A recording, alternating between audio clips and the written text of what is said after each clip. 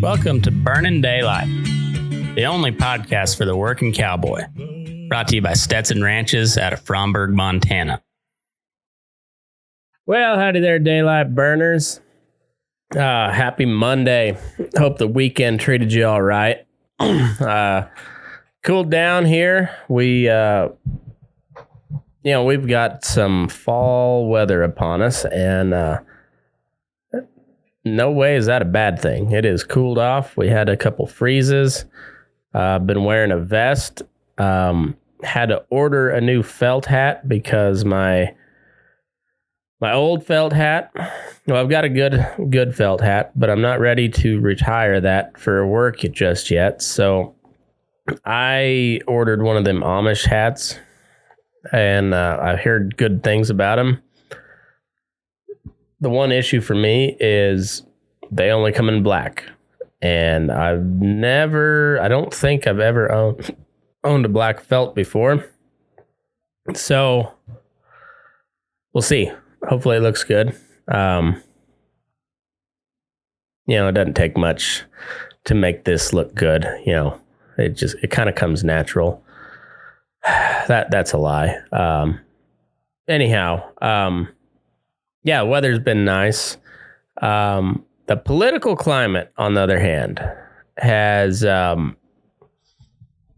it's been well, I guess you could say it's been cold, one side toward another, or you could also say it's been hot, judging by the amount of riots and protests and violence and shit over the last several years. And it has led to a lot of discussion about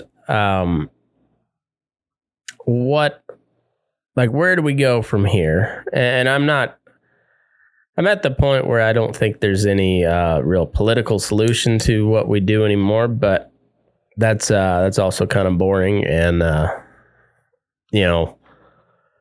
I guess just as an example, what does Congress do anymore besides throw shit at one another, and then they will manufacture a crisis, and eventually they will at the last minute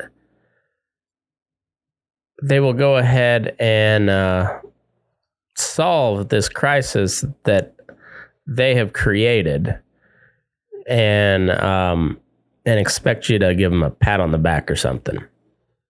So, like this debt ceiling deal had the media all up in arms, and if you've been paying attention to politics at all in the past 10 years or so, the Republicans sometimes talk about the debt and how bad it is, just not when they're in office.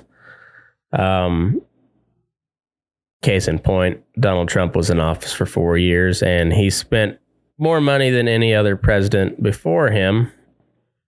That part seems to get left out for the Republican side of things, but when there's a Democrat in the White House, boy, they fight like cats and dogs about the debt ceiling and whatnot. But anyway, we have this looming debt crisis, and there's a chance that was a chance that America is going to default on its loans, on its payments, and the world's going to come crashing down around us. And just like clockwork, at the last minute, Republicans finally signed on to a short-term deal wherein,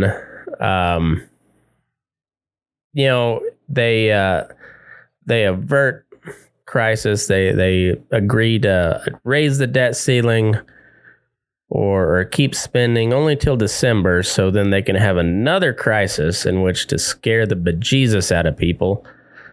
And which it doesn't work, but people don't pay attention to Congress anymore. And that's not necessarily a bad thing. But anyways, there's not much going on in Congress. Just a lot of shit throwing and a lot of made up or self-induced crises that then they have to. They're basically just justifying their own existence. And in the meantime, the executive branch, the president, is basically left to his own devices, in which he'll declare, and I say he'll because we haven't had a woman president yet. And, I don't, the outlook for a woman president doesn't look all that promising, in my opinion, for the near future. I guess you would say the current front runner, most likely to be a woman president would be Kamala Harris. I guess, or she's like the first one that kind of comes to mind. But I don't think, I don't think she is electable. Definitely not likable. And so anyways, I don't see a woman president for the time being. Could be wrong. I was wrong about Trump both times. So take that with a grain of salt, but I don't see much happening on the woman president front. But it seems like your conservative states and your progressive liberal states are getting further and further apart on things.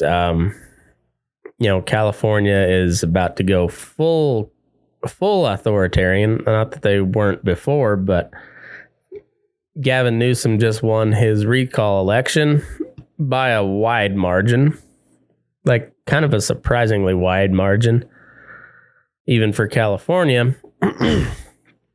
So now they feel like they have a mandate to just go, full-blown authoritarian. So mandating vaccines for school children.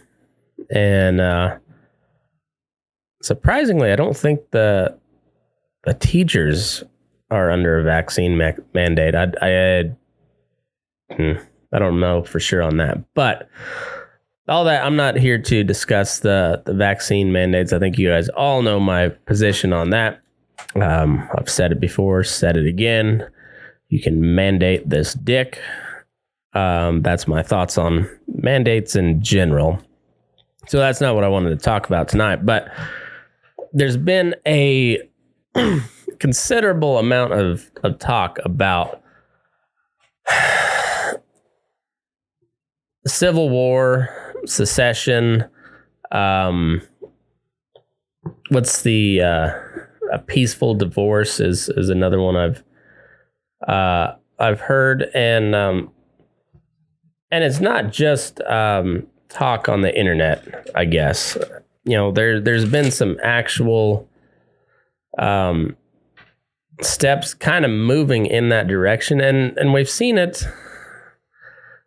Not so much on the state level. I mean, Texas always threatens to secede, and then California actually kind of somewhat threatened here the other day. And there's I guess there's always some sort of rumbling, but not really. Nothing seriously about it, but this deal happened in New Hampshire the other day, and put it up here. New Hampshire lawmaker wants the state to consider secession from the U.S. And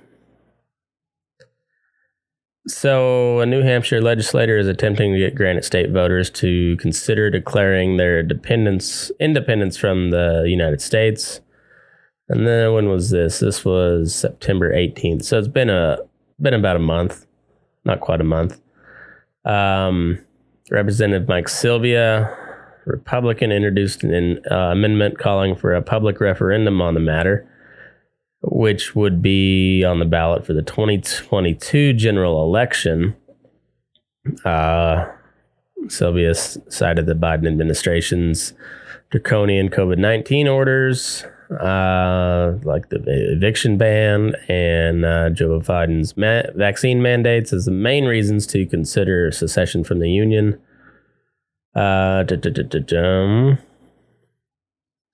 So basically, should 60% of both the State House and Senate approve the measure, it would be placed on the ballot for statewide election in November of 2022. GOP controls both houses of the legislature in New Hampshire, but their margin in each chamber falls short of 60%. Governor Chris Sununu would not have to approve the referendum should it get to the ballot. Okay, so as I said, this is an example where they actually, like, there's been actual steps taken towards secession. So it doesn't sound like this is going to go anywhere. But it's more of a publicity stunt, and there's some backstory to that. There's New Hampshire has been kind of a hotbed for libertarian politics in the past decade or so, mostly spurred by an organization called the Free State Project, and which I might go over some do an episode on the Free State Project. See if I can't get somebody that's aligned with them to come on and discuss it. But all of that aside, that's the first like real steps that we've seen towards a national secession, really since the Civil War. I was mentioning there's been some other steps, not so much in statewide, but for an example, here is a map of the 2020 Electoral College. So you can see 238 Biden, 213 Trump, and most of the blue states being on the coasts, and then like the vast majority of the middle part of the country is voting a Republican, more conservative. Alaska going Republican, and Hawaii going Democrat. And so back in 1860, right before the Civil War really kicked off, Abe Lincoln wins the election, and shortly thereafter, the Confederate states secede, led by South Carolina, and then followed by North Carolina, Tennessee, Virginia, Alabama, Georgia, Florida, Mississippi, Louisiana, Arkansas, Texas, and I believe Missouri was still in the Union, but they were a slave state. Same with Kentucky. And it was basically everything below the Mason-Dixon plus Virginia. And they pretty well, everything went state by state minus Virginia. And as you can see up here, I don't know if you can see maybe you can't see my mouse, but Virginia split apart, and with West Virginia splitting off and forming its own new state. And I don't know what the county by county breakdown would have been. I suppose I could look it up. But as far as 2020 goes, here is an electoral breakdown by county. And you can see even within, say, like Washington and Oregon, still a pretty conservative state for the most part, outside of a few counties. Nevada is a huge example of that. So let me see if we can enhance that. So you've got There's Nevada. So you got Washoe County, which is Reno, Clark County, which is Las Vegas, of course. And there's about 3 million people in the state of Nevada, and about 2 million live in Clark County. And Clark County basically runs the entire show. I'll look that up real quick, see if they're... I don't even know where to start on going state by state, but look, we'll go back to the county by county. And I just don't know how states would vote nowadays if there was a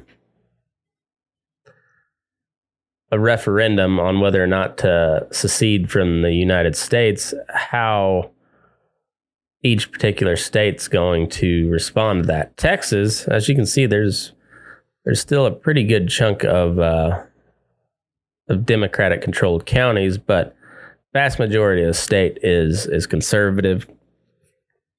You've got states like Kansas where they have one county that really votes Democrat, over by Kansas City. Surprising, even Wichita didn't vote Democrat. And same thing with like Utah. They've got 2 counties that vote Democrat. Idaho's got a handful. Montana's got a handful, but they just so happen to be in the biggest parts of the state. Oh, look at that. Even Wyoming's got one blue county.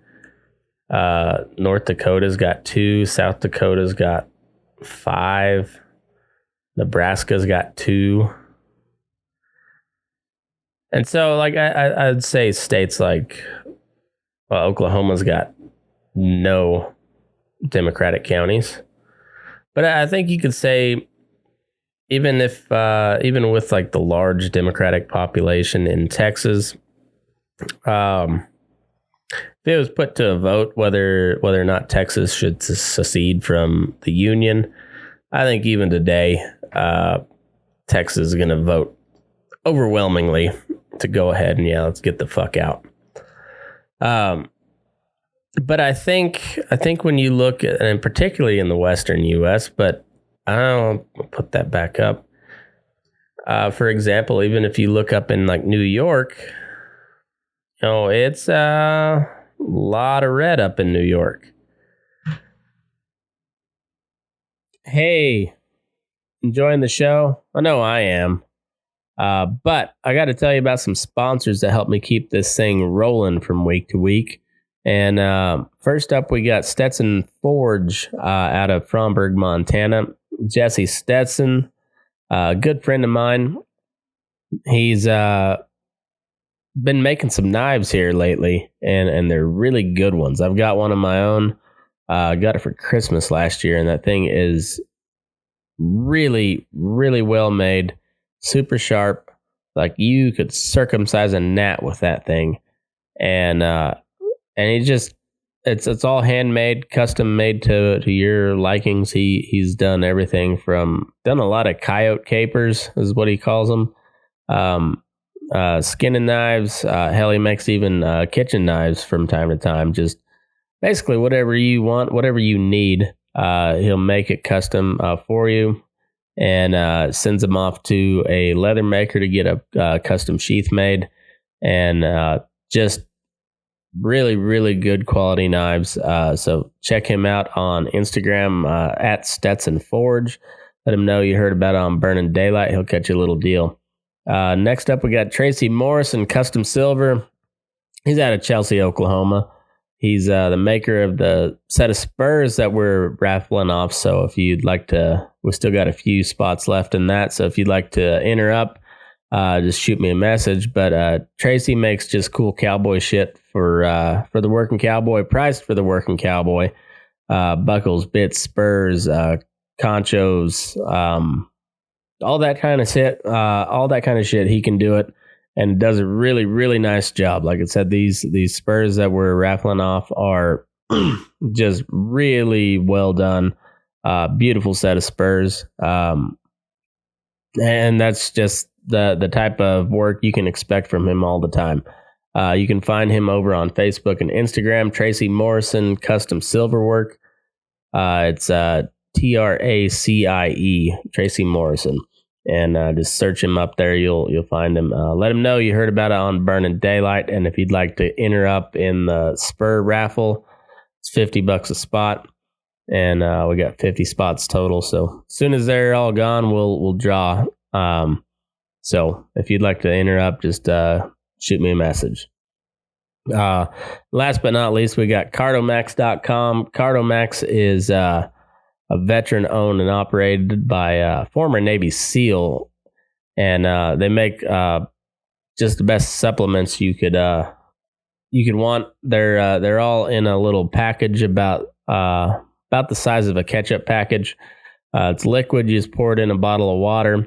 They've got recovery, energy booster, and then or energy intensifier, I think is what they call it.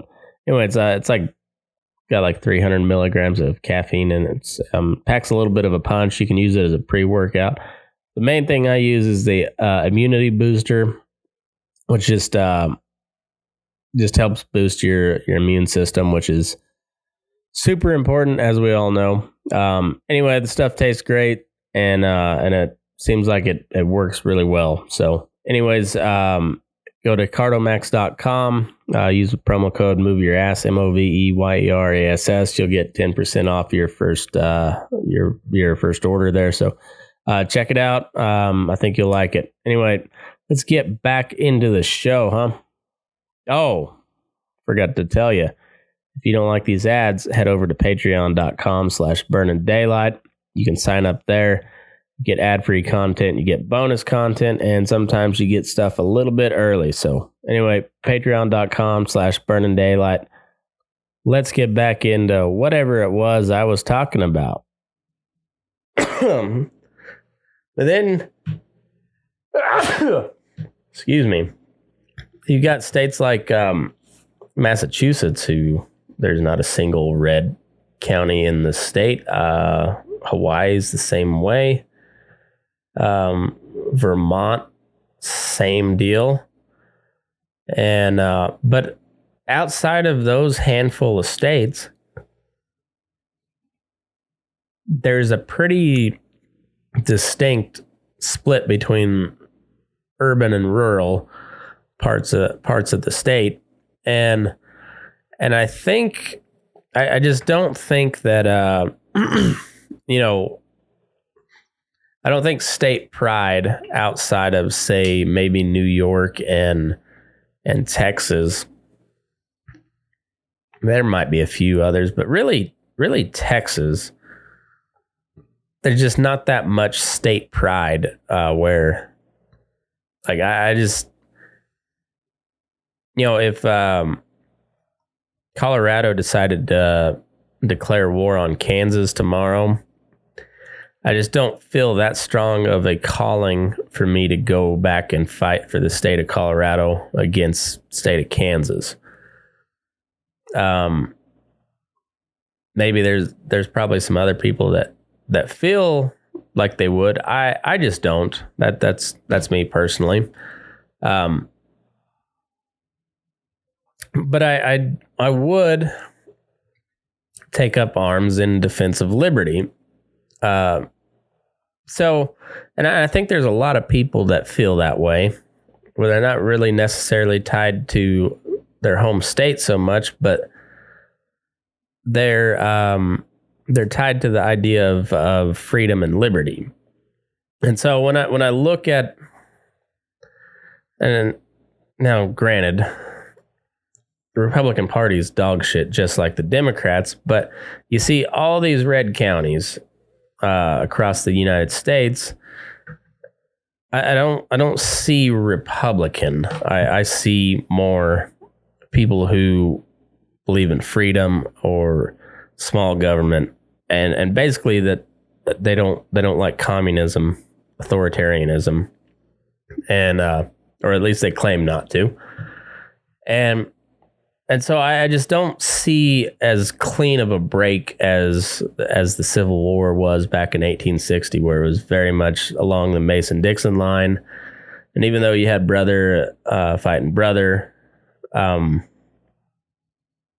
think it was very much more geographically defined, where I don't think that's the case nowadays. So we'll just go back to states in general for this little I guess example. And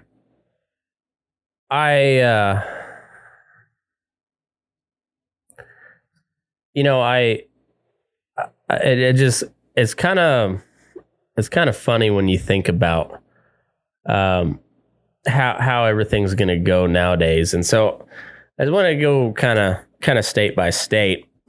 and part of what brought this up in my thinking is I used to be a big Civil War buff. I haven't read as much on it here in the last 4 or 5 years, but I like growing up I read incessantly on the Civil War. It just fascinated me, and particularly I was a guy that wanted to go in the military from a very young age.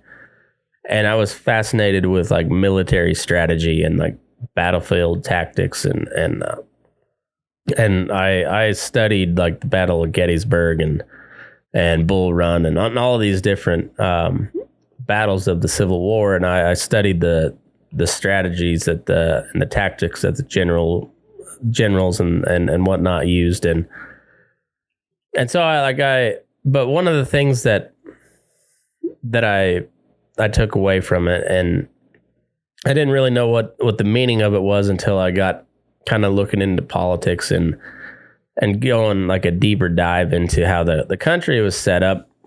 But there wasn't really a standing army back in those days, and so when war was declared, which is something we haven't done since World War II, but Congress would get together and vote, and they would declare war against whoever. And in that case, then we're at war.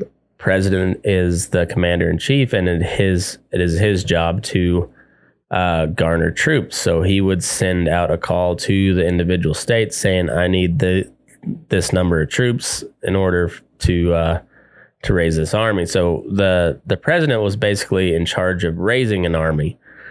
And the states would send militia units who would then be under the command of the United States government. And so therefore you had like the third militia or third Virginia militia or something. You had like the 2nd Alabama Cavalry. And I was curious as what that would look like today. And so even if we weren't going to war against ourselves, if every state had to produce their own army or military units instead of people just enlisting into the United States Army, but if you say like the California National Guard or the Texas National Guard or something, so I came through with a few good ones, and so let's say shit kicks off and states are seceding right and left. We'll just go right down in alphabetical order. Alabama, I just don't know what, outside of a little bit of coastline, I don't know what strategic significance Alabama is, so they're probably going to be kind of lost in the fray. I would imagine most of, if not all of the southern states kind of align, much like they did in the Civil War. I don't think slavery will be coming back, but I can see Nick Saban leads a march to Selma, Alabama, just like just like Martin Luther King did with all the civil rights activists. But instead of trying to get equal rights for black people, he's invading Auburn, the Auburn, Alabama feud. Still rings true. And so basically the entire state of Alabama is going to descend into a bloody civil war just within Alabama. And sorry, all you Auburn folks, you're probably losing that one. Nick Saban basically is going to be the king of Alabama officially this time. Alaska, very much the same thing. I'd say they've got a lot of strategic significance, but they're very disconnected from the rest of the country. And so, not to be left out, I don't think they're going to be left out at all, but I don't see I see them making a big play in the continental US should we go to a civil war. But I could see Sarah Palin leading an army invading Canada. They might be riding grizzlies. I'm not for sure. She might just launch an offensive against Russia. I don't know for sure. But I like the idea of her riding a grizzly into Canada and just taking over the Northwest Territories and maybe British Columbia. And if she manages to knock those two off, what's to stop Alberta and Saskatchewan from joining up with her? So Alaska might be the big winner in all of this. I don't know for sure yet. Arizona.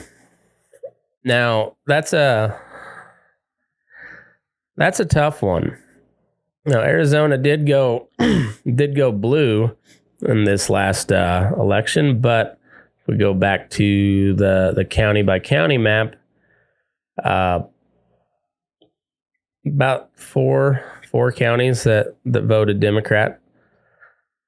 I can see Arizona. You got a bunch of probably the best gun laws in the country there in Arizona. And I could see a bunch of armed ranchers building a wall on the border of California. I could also see them building a wall on the southern border, which, if we're all fighting ourselves, I guarantee you that southern border is going to be a free-for-all, because when would be the best time to sell cocaine? And that's when you're in the middle of a civil war. I mean, you want those troops berserking all the time. And what better way to do that than just a bunch of pure crystal meth coming across the border from Mexico? And so I could also see a bunch of warlords forming in Arizona, striking a deal with the cartel, and Arizona might finance this entire civil war. You never know. But that brings us to Arkansas. Arkansas is definitely going to team up with the rest of the South. But I think there's a handful of Democratic counties in Arkansas. Not a bunch, but there's a few. And I could see, it could be brother against brother. Brothers taking up arms against brothers and then taking up their dicks against their sisters. That has nothing to do with the Civil War. That's just how things are done in Arkansas. But they're basically, and I don't know what these new countries. I mean, they could, instead of going with the Confederate States of America, because that's kind of it's kind of a toxic name anymore. People don't like the Confederate, but you could be Conservative States of America, and you still have the same initials, CSA. Might have to change your flag, but if it's a new country, maybe you don't. But I don't see, you never know. I don't see that being the case. But regardless, Arkansas is going to team up with the rest of the South.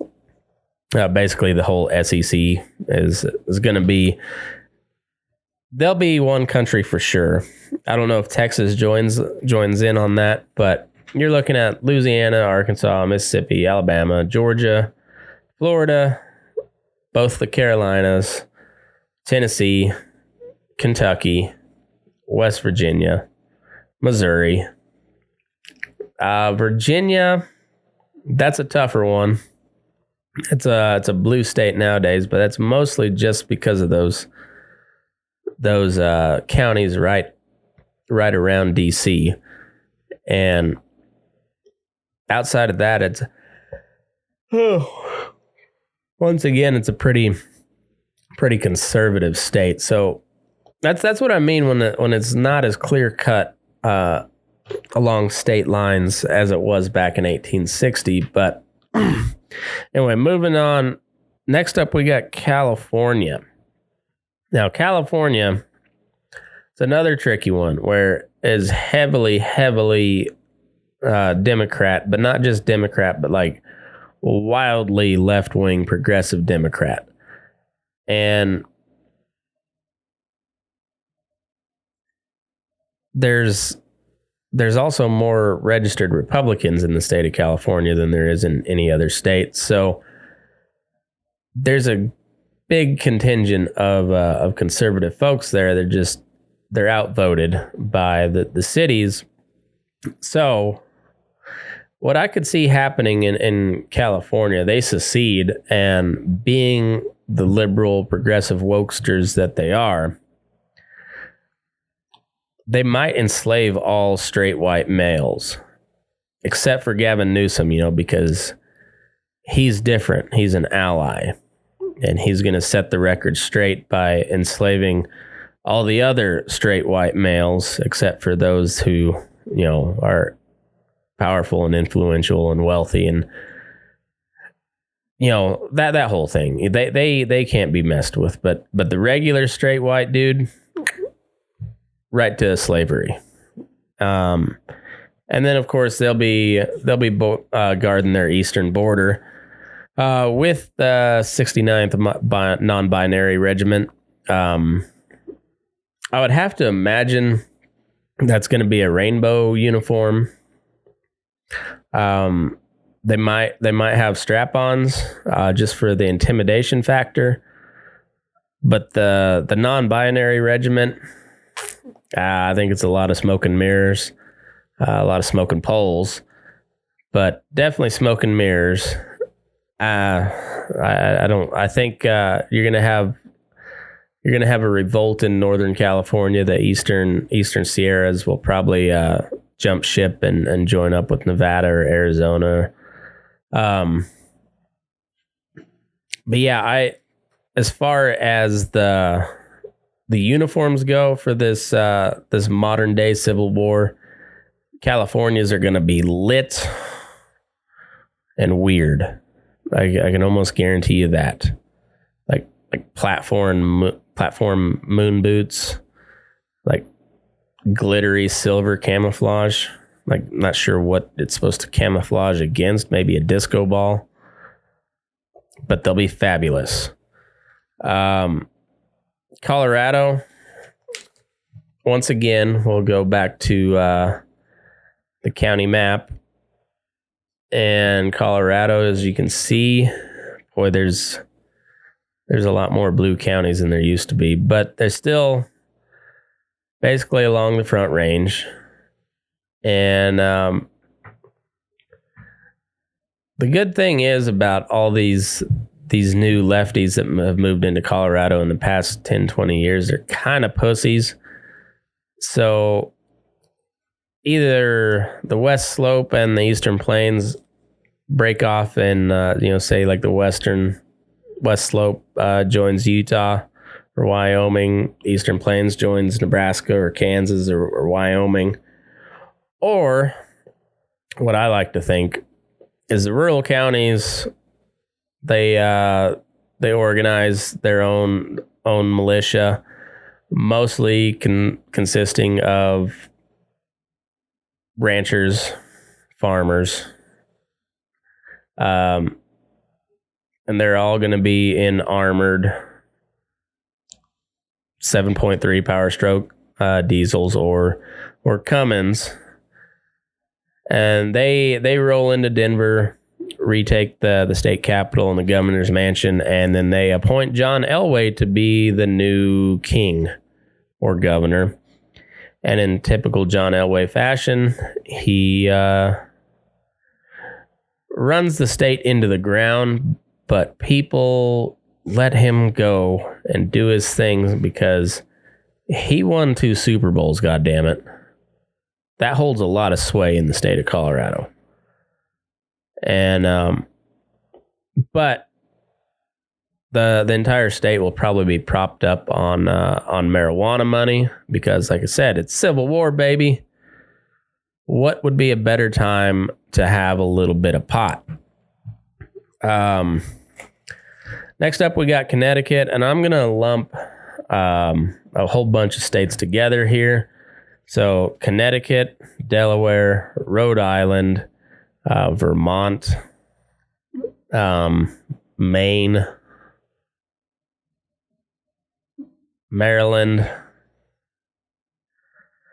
and they're all incredibly liberal blue states, incredibly progressive. So they're gonna stick with the liberals. And basically, who cares? They're tiny. I guess there's a lot of people there. I don't know much about any of those. Outside of Massachusetts, the massholes, they might give you a fight. You never know. The rest of them, who cares? Connecticut, Delaware, Rhode Island, Vermont. No worries. I guess they'll join up with whoever's the most authoritarian. Florida. Oh, Florida man's gonna ring. I mean, this is their time to shine. Florida man goes off in the Civil War. Ron DeSantis, being the strong governor that he is, he's gonna authorize genetic research on all these pythons that have been released into the Everglades, which have been taken over. It's kind of a problem, but Ron DeSantis has a solution. Genetic research. Somehow he's going to weaponize these pythons and probably put them in defensive locations throughout the state. The cool thing about Florida is, except for the panhandle, it is completely surrounded by water. So their land border is also, they're also bordered by pretty friendly states. Like I said, that basically the entire South is going to be one block. So they don't really have to worry about that northern border of Florida so much. The coast might be a little bit different. So that's where the genetically modified pythons and probably alligators too. Because, I mean, if there's one thing that Florida's got, it's alligators. And then he's probably going to go ahead and supply the entire Florida military with meth and bath salts. And they're just going to go berserker on whoever. Just going to fuck people up until they run out of meth. Georgia, much like their beloved Bulldogs, they probably got great defensive positions, but eventually they're going to lose to Florida or South Carolina. Maybe not South Carolina, the university, but the state as a whole, because they usually lose to Clemson. But eventually, like I said, the whole South. I don't even need to go into what the rest of the South's going to do, but the Georgia military, I think you could probably lump. I don't know. I'd say Georgia, South Carolina, North Carolina. They're probably going to be guys with shorts and boat shoes and polo shirts. And they're really going to talk about how they're going to fight this war, but really they get shot at, they're going to call their dad to sue whoever shot at them. But there's also a lot of good old boys down there that know how to shoot. So, yeah, you don't want to fuck with the South. They, especially nowadays, back then they didn't have any, they really didn't have any industry at all. And then the guns that they had were terrible. Now, with like the amount of weaponry that we have now, and a lot of it being in the South, South is, yeah, you don't want to fuck with them. And they're probably going to be all hopped up on moonshine as well, and meth. I mean, don't discount the meth. The meth is going to play a huge factor in the Civil War 2.0. And frankly, I think the southern border of the U.S., those states, Texas, New Mexico, Arizona, and California, they're going to play a big part into who wins this war because they control the meth traffic from Mexico. Now, don't get me wrong. There's still going to be plenty of meth labs here in the U.S., but we're going to be at war, damn it. And so we got to get our meth from a different location, and Mexico's right there. So, once the states of Texas or countries, republics, whatever you got, the conservative states of America, once they sign a deal with the cartels and that meth starts flowing in to the fighters, I mean, progressive states of America's, they're done. Like when you got a bunch of pissed off rednecks armed to the teeth and all fucked up on meth.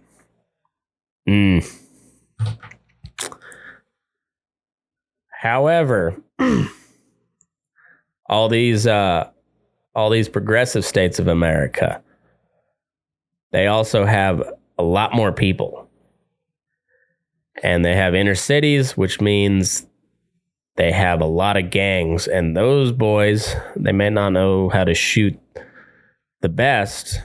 They're probably not as good a marksman as, say, some old boy from Tennessee, or definitely not from Nevada or Utah. However, they're not as shy about shooting, so they're kind of used to it. So we might have a real fight on our hands, and we know the inner cities have a lot of guns too, even though they have a lot of gun laws. They still have a lot of guns. But good for those states.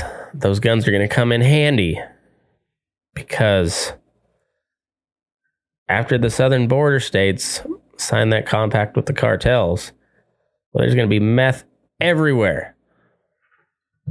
Probably some PCP too. That's where Florida is really going to shine, is the PCP. Hawaii, I don't know what Hawaii is going to do. They'd probably be better off just being their own thing out in the middle of the ocean. But just for shits and giggles, Tulsi Gabbard's from Hawaii. She also happens to be in the Air Force. And she's also had a feud with Hillary Clinton and Kamala Harris for quite some time. So I could picture Tulsi Gabbard, flying a contingent of fighter, either probably bombers, maybe just kamikaze style, right into Hillary and Kamala's place of residence. I don't know if that Where does the the Naval Observatory, I think, is where the vice president lives, and then Hillary Hill Dog up in Chappaquiddick. I think that's where it is in New York. But yeah, Tulsi Gabbard just nosedives right into Chappaquiddick, gets old Hill Dog once and for all. But she thinks, anyways. But we all know that Hillary Clinton's basically a robot at this point. The motherfuckers you're going to have to worry about is guys like Dick Cheney, who has a ton of money and has his fingers in a whole bunch of defense contractors. So you always gotta worry about those assholes rising back up. Well, let's see. The Midwest is one where I'm not real for sure about. So the Midwest is, so let's say Kansas is obviously going to be conservative states of America. But the rest of the Midwest, not so cut and dry, I don't think. So Kansas will be conservative states of America. Nebraska, very much the same. Iowa, I think they would go conservative. I don't know, though. That's kind of a swing state. Missouri is going to be right there with the South. Illinois, a very blue state, but that's mostly because of Chicago. The rest of Illinois is pretty conservative. So I'm not sure how that one's going to go. But I think just for the sheer amount of people in Chicago, I mean, it is the third biggest city in the U.S. So I'd probably say they're gonna join up with the progressive states of America. New York's gonna be kind of, I know they're not Midwest, but that's another one. While the vast majority of the state, like the counties and whatnot, are going to be conservative, there's just so many more people in New York City that I'm gonna chalk that one up to progressive states of America. Now, then we get up into like the upper Midwest, Michigan, Wisconsin, and Minnesota. I don't really know. I want to say that they're probably all going to end up being conservative states of America, but Minnesota, I don't know. Minnesota's a weird one.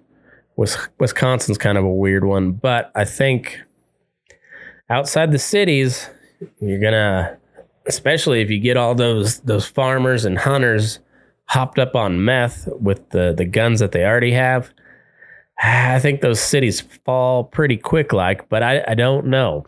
Like I said, there's some pretty big cities in, you got Detroit, you got like Madison, Wisconsin, Green Bay, obviously, and then you got Minneapolis, St. Paul up in Minnesota.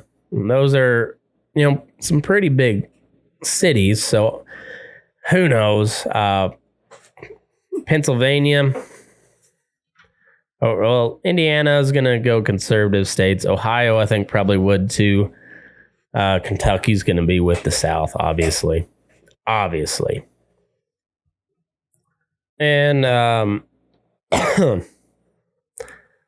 yeah, I there's a lot of these states. I mean, that I just don't know.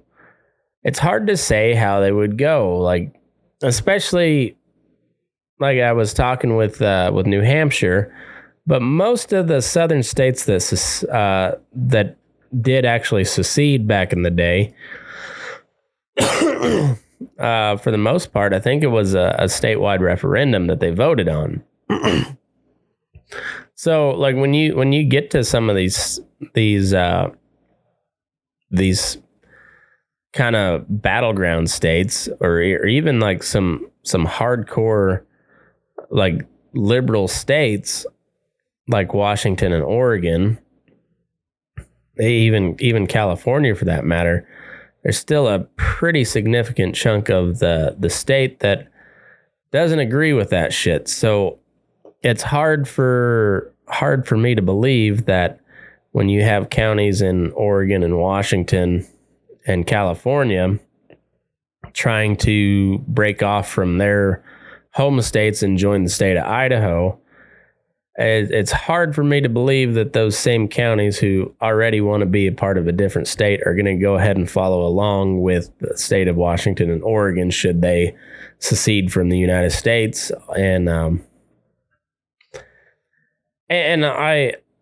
Nobody wants war by any means. Well, no reasonable, rational person wants war, especially within your own country, because that would just be,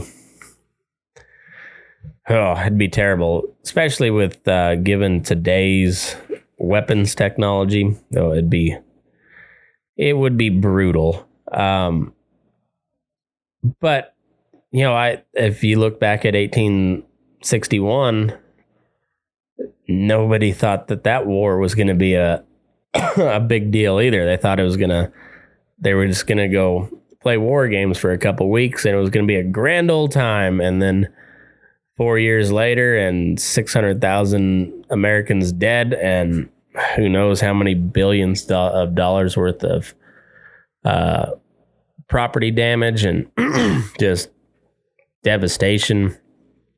War, well, as William Tecumseh Sherman, general of one of the Union armies, as he said, war is hell. And but I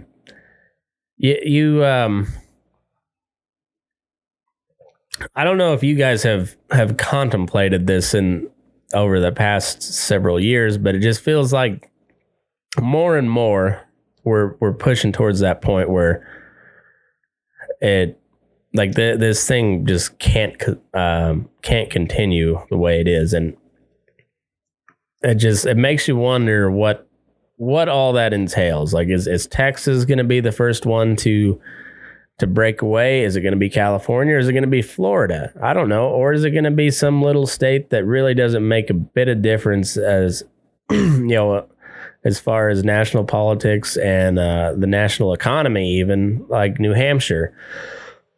They're the first ones to actually bring anything forth, and whether anything comes of it or not. But is it going to be some seemingly insignificant state like that sets off the whole chain reaction? Because I think that's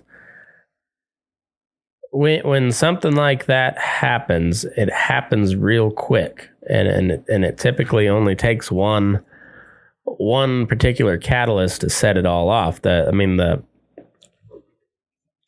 Look at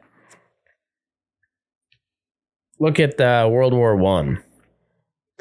You have all these treaties and alliances, and everybody's pledged to help one another should war break out, and then all it takes is one guy from Serbia that to assassinate the Archduke of the Austro-Hungarian Empire, Franz Ferdinand, and next thing you know, the whole damn world is at war with each other. And I could see something seemingly as insignificant as New Hampshire voting to secede from the Union setting off a whole chain reaction of events that could lead to something really great, or it could lead to just a brutal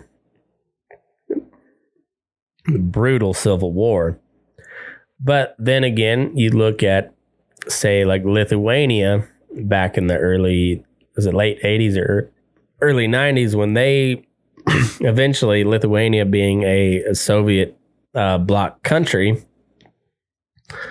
declared independence. And it was, if I remember right, and I haven't done a lot of research on this, but if I remember right, it was pretty peaceful. Oh,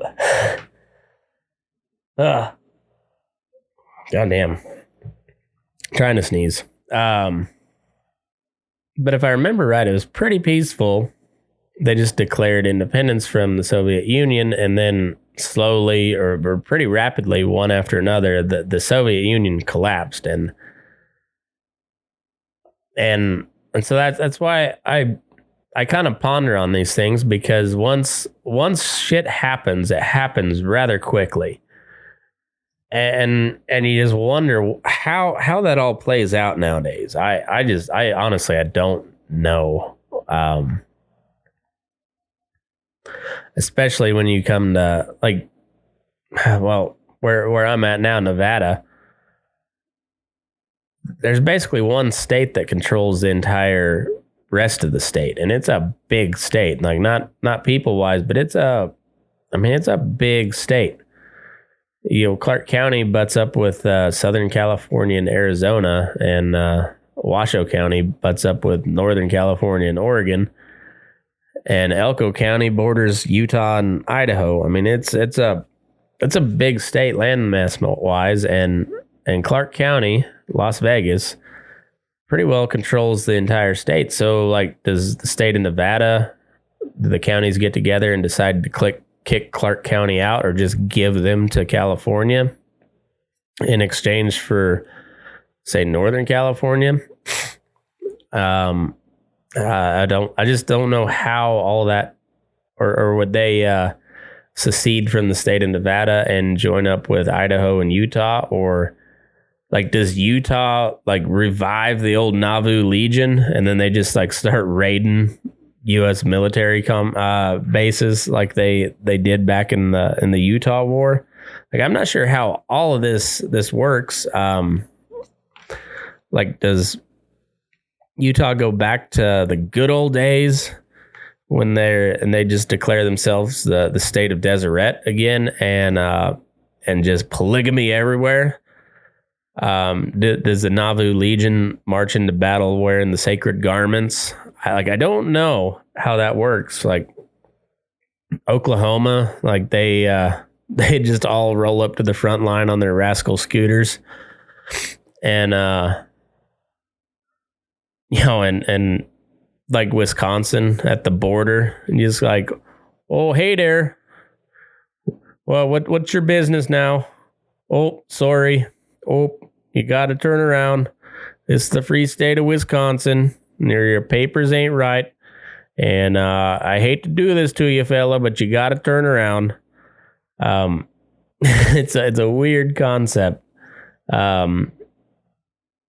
Like Kentucky, like, just the hollers are aglow at night. Just they're making moonshine, like, on just like, it's going double shift, just industrial size moonshine going. I mean, you've got to fuel, like that's the big thing about waging war, is you've got to be able to fuel your army. And in this case, with Texas and Montana and North Dakota supplying the oil, like Kentucky and Arkansas and Missouri, they got to step it up and they got to supply the moonshine. I mean, you got the border states supplying all the meth. You got Florida with the genetically modified alligators. Like, what's New York? Is it just like a bunch of grab ass and Italians? Like, hey, we're not perverted here. We're just Italian. And I don't know. Like, New York would be I don't know. Did you know they were the only state that didn't sign on to the Declaration of Independence? They actually abstained from voting. And so, who knows? Who knows what they do? But I don't know. It's weird. It's weird to think what a modern day civil war would look like, but I can guarantee you it would be a lot different. Well, like my home state of Colorado and now Nevada here. I guess Nevada was technically a state right at the end of the Civil War. Illegally, by the way, according to the Constitution. But Lincoln pushed them through as a state because they needed that silver to fund the war. So Nevada might be a prize commodity. There's a lot of gold mines here. So it's hard to say, because like when it comes just to the actual fighting, all those Antifa fucks, they wouldn't last very long. I would put my money on the gangsters from Chicago and New York putting up a way better fight than anybody from Portland does. But when you look at it from like a strategic level, boy, it's a whole different ball game. Like you kind of need those coastal states to have sea ocean access. So Texas has that. North Carolina, South Carolina, Georgia, Florida, they all have that. But then the whole West Coast, that's Washington, Oregon, and California. And those coastal towns are going to be very, very progressive. So, like, does the Confederate States of conservative states of America, not Confederate. We don't like the Confederates anymore, allegedly, or something. But should the conservative states of America decide to invade the West Coast, like are those is the 69th non-binary regiment able to hold them off? I doubt it. I highly doubt it. And who's to say it even comes to armed conflict? I don't know. But it feels like we're headed somewhere along that way, and I like to, as much as I don't know if anybody's ready for that shit if it does pop off, but it's kind of interesting to think about. So I don't know. I do like the thought of Sarah Palin invading Canada on a grizzly, though. I'd pay to watch that. Yeah. Anyhow, this is the culmination of a long day of putting away bawling calves the other day. So hope you enjoyed it. You're probably stupider for listening to it, but having listened to it, but that's what you get when you tune in. The only cowboy podcast. The only yeah, it's getting late. Brain's dying on me, but that's what you get when you listen to Burnin' Daylight. So anyhow, thanks for tuning in. Make sure you get signed up for the Spur raffle if you'd like. We still got a few spots left, so if you'd like to get entered up, shoot me a message. Tracie Morrison made them. They're damn nice. I don't have them in here at the moment. They're in the house, but you can look through all the social media posts and see them. They're really nice. I think we got about 15 spots left, and then once they're all sold, we'll do the drawing. So get signed up if you'd like to have a chance of that. It's $50 a spot. Portion of the proceeds will go to the Farmer Veteran Coalition. So not only you get a chance at a really, really nice set of spurs, you also get to help donate to a good cause. So they help veterans transitioning out of the military, start their own farm and ranch.